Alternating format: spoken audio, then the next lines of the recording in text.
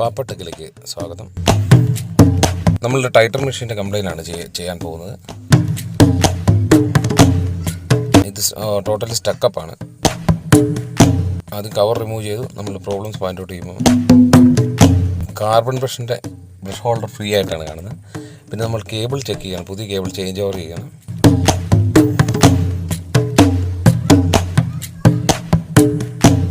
Okay, cable found നല്ലതാണെന്ന് മനസ്സിലായി.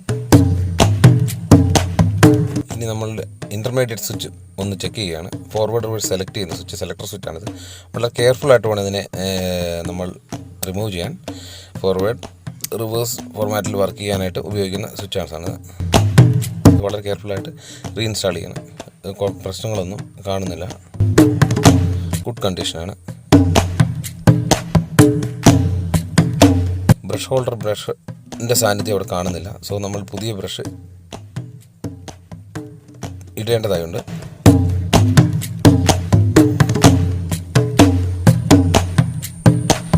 Field കോളിൽ പ്രോബ്ലംസ് ഒന്നും കാണുന്നില്ല.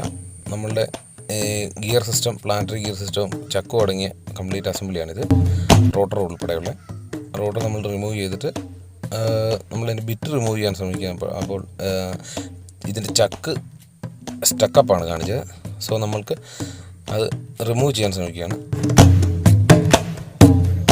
റിമൂവ് ചെയ്യേണ്ടതായിട്ട് ഈ പ്ലാനറ്ററി ഗിയർ സിസ്റ്റത്തിനെ കംപ്ലീറ്റ് നമ്മൾ അഴിച്ചെടുക്കേണ്ടതായിട്ടുണ്ട്. എന്തുകൊണ്ടെന്നാൽ നോർമലി ചക്ക് ഓപ്പണായി പോരുന്നില്ല. ആയതിനാൽ നമ്മളതിൻ്റെ പ്ലാനറ്ററി ഗിയർ സിസ്റ്റം ഈ കംപ്ലീറ്റ് സാധനം റിമൂവ് ചെയ്തുകൊണ്ടാണ് അതിലേക്ക് എത്തുന്നത്. 1 by 1 എല്ലാം റിമൂവ് ചെയ്തു. 6 ഗിയറിൻ്റെ ഒരു സെറ്റാണ്.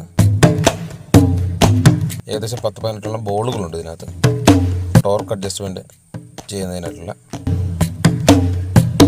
ഓക്കെ, ചക്ക് റിമൂവ് ചെയ്തു. ചക്ക് റിമൂവ് ചെയ്തിട്ടാണ് റീഗ്രീസ് ചെയ്യുകയാണ്. ഒന്ന് റെസ്റ്റഡ് ആയിരുന്നു.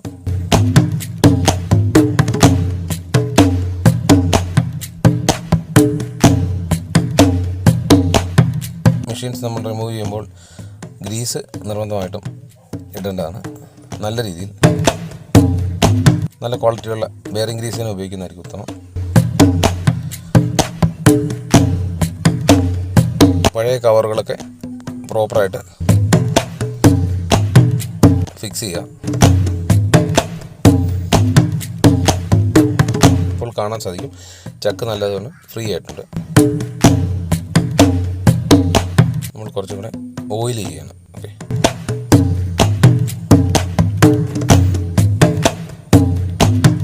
റീഅസംബിൾ.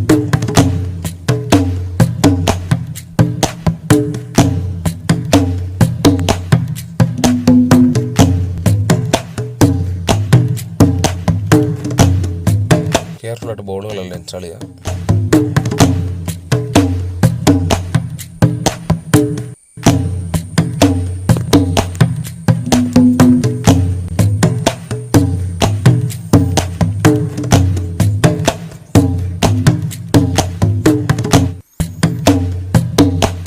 ഗിയർസും 1 by 1 ഇൻസ്റ്റാൾ ചെയ്യുക, ഗ്രീസ് ചെയ്യുക.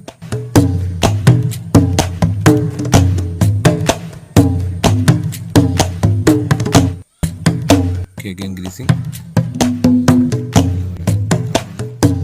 നമ്മൾ നേരത്തെ മാർക്ക് ചെയ്യാൻ എയിം ചെയ്തിരുന്ന പ്ലാസ്റ്റിക് റിമൂവ് ചെയ്തിട്ട് അത് കറക്റ്റായിട്ട് റൊട്ടേഷൻ തിരിയാതിരിക്കാൻ വേണ്ടിയാണ് ഞാൻ ചെയ്തത്. അതിൻ്റെ ചക്ക് ഫിറ്റ് ചെയ്യുന്ന ഒരു സ്ക്രൂ ആണ് അത്. ഈ screw always anti clockwise ആയിരിക്കും.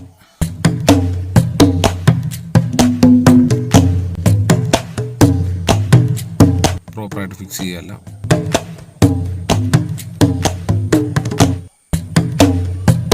പുതിയ കാർബണൊക്കെ ഇൻസ്റ്റാൾ ചെയ്തു.